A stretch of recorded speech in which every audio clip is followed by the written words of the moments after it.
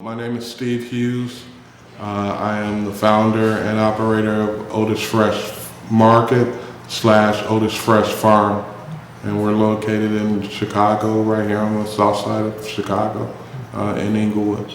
I've been operating for roughly about 4 years now. Originally started off in just selling food, in terms of just selling and getting out there, talking to the people in the community and finding out what products that they wanted or whatever. But then the curiosity kicked in terms of like, hey, who's making this food? And that's when I started to learn how to grow food. And after finding out about that in terms of like the injustice, I wouldn't call it, I don't know if it's fair to call it injustice, but I would say the injustice in terms of the black population or people of color who make up growers wasn't really large. It was really being designated food that we were getting was being designated by other cultures, which was helping me out in determining, like, man, are they gonna grow collard greens? Are they gonna get mustard greens? Are there foods that we don't get because we don't know about them, which is like Jamaica and stuff like that. Yeah, everybody like Jamaica, yeah, so yeah. Yeah, Jamaica. Yeah, so I mean, that being said, that's when the interest really kicked in terms of finding out, who's creating food. So I said, let's put a farm stand out here. So now we got a farm stand out here. And so what this farm stand does, it gives us a point of sale for everyone.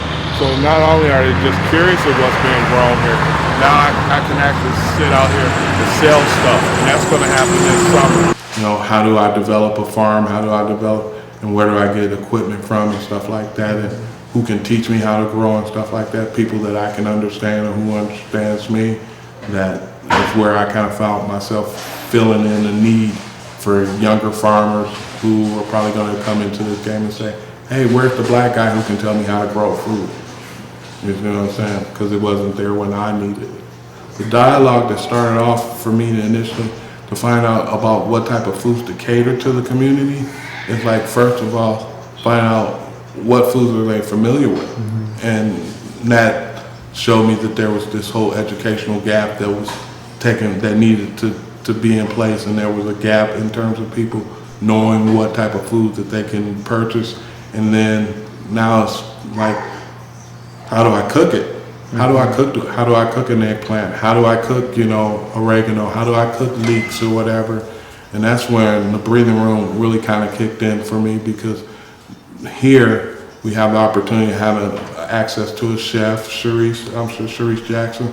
She's a chef here who prepares food and teach cooking classes to people so they're familiar with in terms of how to prepare food. So now you're not scared to buy an eggplant because, hey, I learned in class, hey, how to prepare eggplant or whatever. So that's the importance that the breathing room brought into the actual sale of the food. And the education and the workshop and the food as well. Yeah. And from that, we kind of were able to add more things into those workshops, not just in cooking, but just the importance of growing food, or just the importance of being an entrepreneur or empowered to make money. Mm-hmm. And I think that's some of the most important work that we're doing with the breathing room and myself is that we're merging all of that together. And so now it's more a one-stop shop where a person says, oh, okay, well, I can go to the breathing room. Not only will I get a chance to taste food, I'll get a chance to cook food.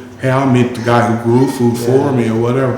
And you don't normally get that when you go to a farmer's market. It started off as far as education in terms of teaching people, the importance of food and growing food. But then there was also this part that Otis had to learn, which is organic things in season, that we had to learn is that, okay, how is this sustainable? Mm-hmm. Will it make money? Can I not only feed a family, but can I feed myself? And so we're figuring out that now, even as we talk, in terms of like, what's the best time to get foods and what foods are the best foods to purchase that we can sell. Even though it's very important, composting is a very important part of the growing part of food or whatever, but it doesn't make sense for me to grow a bunch of stuff and then not be able to cook it, but just to compost it. I'm not making any money like that, but I'm being sustainable in terms of if I'm able to grow the food and actually sell the food, and then the person's like, hey, you know what, now, hey, I'll buy those collard greens for $1, $2, or whatever the situation might be. And you have to understand the most important thing about my farm is that there's two sides to it. There's the production side where we're able to get into production and producing food, but then there's also that communal part where we're actually communicating with the community in which we're growing in. And I'm not growing in the outside community, I'm more or less growing in the inside community in terms of the community where I grew up in or whatever is where I'm actually growing food. So people that walk past me every day, those are people that, you know, I have a connection with. 5,000 Kelvin, which imitates daylight, and it'll actually help the plant grow. And then if I wanted to start flowering, I use like 2,500 Kelvin. That helps it bud. Okay. So I think the important thing is showing people the food that we grow, and then the importance of showing them the food that we grow and how it helps your body, which is, I think, is a very important thing. But we're still in the development stages in terms of putting all those, how can I say, putting all those artists or putting all those professionals together so they can communicate to the people. There's no sense of talking about people about stuff over their head and they don't understand it, but it's more important that someone can talk to them so they can understand it. Like, oh, that's why Michelle Obama was talking about eat kale. Yes, that was why, but she didn't explain why it's high in potassium and magnesium. She didn't go into that part, she just said, hey, eat kale. But now I can explain to you why. I grew up here in the Inglewood, New City area, and I actually went to high school here. I grew up here, I lived here, I went to elementary school here, I went to high school here. So I'm really kind of drawn to it in terms of like, this is my home. And so that's why it was one of the spots that I felt really kind of obligated in terms of trying to educate the people here, or rather sharing my information with them so that they can be stronger or smarter consumers in purchasing the foods that they need.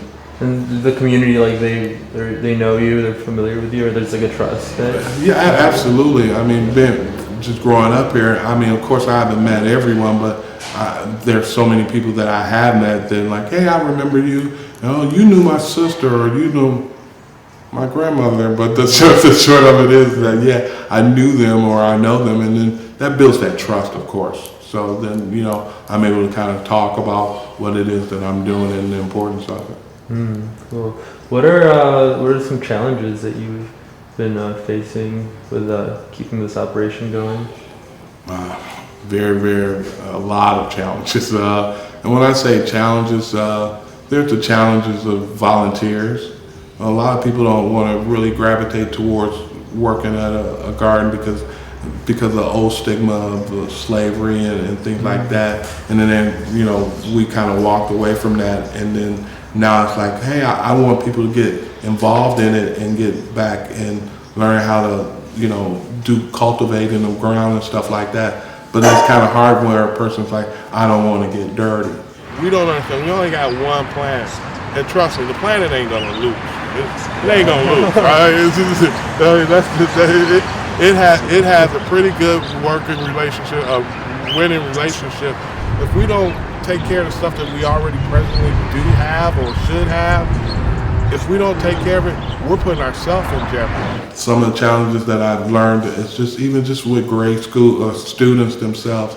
You know, it's more adaptable for me to talk to children in terms of like, I'd say 13 under, where they're, hey, yeah, I'll take that worm, put that worm in my hand. But then when they're in high school, they're like, yeah, get away from me, it's a butterfly on me. You know, it's like, what? And then it's like, tell me the story about the person who got killed by a butterfly. I'll listen, I got time. And of course, kids can't come up with a story, but the short of it is that's a challenge all by itself. The way the world is right now, we're being propagated with a lot of processed food. There's not a lot of people preparing food the old-fashioned way, where you have to stay at the stove and turn the stove on it and burn the food or get the food warm. Whereas the new generation, like, hey, 3 minutes on the microwave, boom, shut the door. Hey, look at this. Hey, I got another cake or whatever. You don't even understand it. A lot of that's being processed or whatever. And so we really need to understand the importance of processed food versus real food. What's organic, what's not non-organic, there's a lot of challenges. And so when you say, what are some of the challenges? There's the challenges of just making it sustainable. Let me grow in your community in terms of like, oh, this is not a hazard. This is not, oh, I'm dumping organic waste in a lot, and people are like, oh my God, we don't want that over here. It's going to create rats and blah, blah, blah. But then when you get through the process and you got the screening process and you're actually not making rats or bringing, and of course, rodents are rodents, okay? I mean, that's what they are, but the short of it is that there are things that you can do to stop rodents from coming onto your ground. And then if you're teaching that or showing people that, hey, I'm not creating a problem, I'm not making a mess, then they're more adaptable to letting that come into your community. So I've been leaps and bounds over some of the barriers that are holding back farmers or whatever, but it's a learning process for me as well. What are some of your goals and visions that you want to start a step on or accomplish? I don't think a person should not have any goals or whatever, and because it's very important to have goal sets or whatever to go out and do a project. I think for me, it's not about money, and I hate to say that, and I'm probably going to see this on film, and I'm like, oh God, why did I say that? But the short of it is that it's not about making money. It's about helping people and giving them, one, tools that are going to help better their lives, and then the second is to empower them in terms of showing them how to make money so they can go out and be self-sufficient. Because instead of trying to learn whatever tactics that people want you to learn just so that you can get a job, hey, go out there and work on the farm and actually learn how to grow food for yourself. And then the third thing is probably like, I hate to say it, I hate to say it, but I like to say it, it's therapeutic. I mean, it's like when you're out at the farm or whatever, and you don't even know the impact that working in a garden can have. When you're working in a garden, you're not really concerned about things that are going on outside of what's happening in the farm or in the garden. You're just concerned, hey, can I get these tomatoes to grow? Can I get these apples to grow? Can I get whatever to grow? Whereas, when you, at the end of the day, that you're saying to yourself, you're like, man, I gave someone some skill sets so that they can actually take that on, not just in living in Chicago, but living in Colorado, living wherever. So now they have a skill set. So that's the goal, is to really help people. And that's really what it's about, helping people. But it's about making money too, but it's about helping people too.